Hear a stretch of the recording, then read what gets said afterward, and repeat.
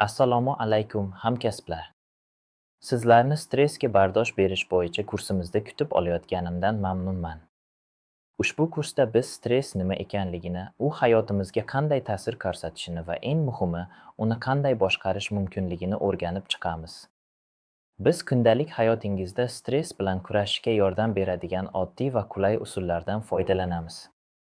Stressga chidamlilik muvaffaqiyatli ish va umumiy farovonlik uchun muhim ahamiyatga ega. Muddatlar, yuqori talablar va doimiy o'zgarishlar odatiy holga aylangan zamonaviy ish muhitida stressni boshqarish qobiliyati zaruriy ko'nikmaga aylanib bormoqda. Doimiy stress holdan toyish, samaradorlikning pasayishi, jismoniy va ruhiy salomatlikning yomonlashishiga olib kelishi mumkin. Samarali usullar nafaqat qiyin vaziyatlarni yengishga, balki ulardan o'z samaradorligini oshirish uchun foydalanishga ham yordam beradi. Stressingizni boshqarishni o'rganib, ish munosabatlaringizni yaxshilashingiz, unumdorligingizni oshirishingiz va karyerangizda yaxshiroq natijalarga erishishingiz mumkin. Ushbu kurs sizga stressni kamaytirish, ish va hayotda muvozanatga erishishning amaliy usullarini o'zlashtirishda yordam beradi. Keling, boshlaymiz.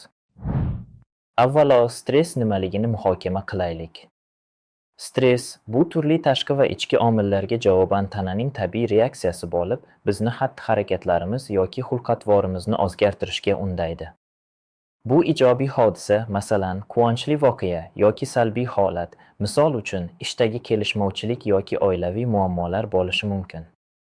Biz stressni keltirib chiqaruvchi omil bilan to'qnashganimizda, tanamiz himoya mexanizmlarini faollashtirish orqali javob beradi. Bu yurak urishining o'zgarishi, qon bosimining ko'tarilishi va adrenalin kabi gormonlarning ajralishi bilan namoyon bo'ladi. Bularning barchasi bizga vaziyatni yengishda yordam beradi. Keling, stressning ikki turini ko'rib chiqaylik. Eustress – bu ijobiy stress. U biz quvonch yoki hayajonni his qilganimizda, masalan, yangi ish topganimizda yoki to'yga tayyorgarlik ko'rayotganimizda yuzaga kelishi mumkin. Distress – bu salbiy stress. U vaziyat biz uchun juda og'irlashib, uni yengishga qurbimiz yetmaganda paydo bo'ladi. Keling, eustress va distressning inson salomatligiga qanday ta'sir ko'rsatishini ko'rib chiqaylik.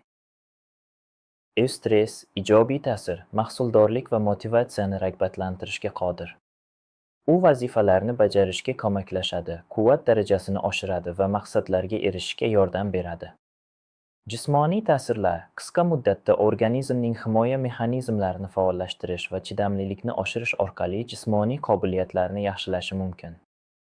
Ruhiy salomatlik, kayfiyat va hissiy holatni yaxshilashga hissa qo'shadi, chunki u ijobiy hodisalar bilan bog'liq, masalan, to'y yoki lavozimda ko'tarilish. Distress, salbiy ta'sir, jismoniy va ruhiy salomatlikning yomonlashuviga olib keladi. U surunkali charchoq, tashvish va tushkunlikka sabab bo'lishi mumkin. Jismoniy oqibatlari distress qon bosimining ko'tarilishi, yurak urishining tezlashuvi va immunitet tizimining zaiflashuvi bilan bog'liq. Bu yurak-qon tomir kasalliklari, gastrit va oshqozon yarasi xavfini oshiradi. Ruhiy salomatlik, xavotirli buzilishlar va depressiya kabi jiddiy ruhiy kasalliklarga olib kelishi mumkin. Shuningdek, u uyqu sifatini yomonlashtiradi va diqqatni pasaytiradi. Stressni boshqarish salomatlikni saqlash uchun muhim. Eustress va distress o'rtasidagi farqni anglash esa sizga muvaffaqiyatga erishish va salbiy oqibatlardan qochish uchun stressning ijobiy jihatlaridan foydalanishga yordam beradi.